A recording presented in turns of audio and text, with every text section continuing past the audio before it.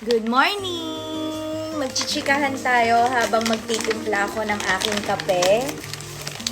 So, Spanish latte for today. Ito yung bagong coffee ng Thai Beauty Shop. This is a appetite suppressant coffee with energy boosting dahil meron din siyang fiber. Ito ang aking kape ngayong araw. I hope you get inspired not just by the success na aking natatamasa ngayon. Fast. Matatawag mo bang successful ang kagaya ko na ang daming business pero wala siyang PA, walang katulong, siya pa rin nagpre-prepare ng pagkain niya. Kaya kailangan ko ng kape palagi to boost my energy. I hope you get inspired not just with the success but the problems along with. Na hindi ka pwedeng maging successful kung hindi mo pinagdaanan yung mga problema.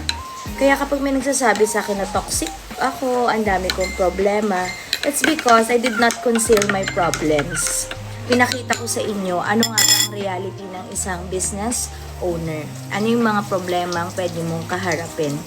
And that's just a fraction of the problems na totoong pinagdaanan ko. Wala siya sa reality. Kumbaga, tip of the iceberg lang siya. Have a nice day. I hope kung ano man yung mga pinagdadaanan mo, kayang-kaya mo yan. Lagi mong tandaan, nandito lang ako, pwede kang huminga sa akin. Ito ang ating breakfast. I'm back sa calorie deficit natin. Nagluto ako ng beans. Then leftover na longganisa. Tapos, meron din akong leftover na fried rice. Tapos ngayon, magkakape naman tayo.